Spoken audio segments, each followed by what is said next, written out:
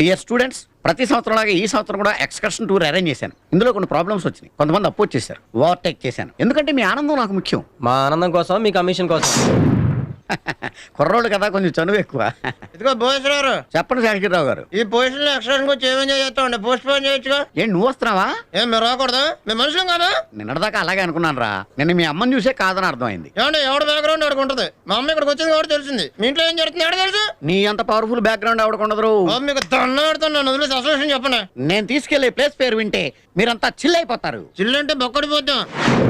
Chill అంటే cool రా. తెలుగు రాదు, ఇంగ్లీష్ రాదు, సన్నాసి అతవా. ఎలా చలో కులు మనాలి.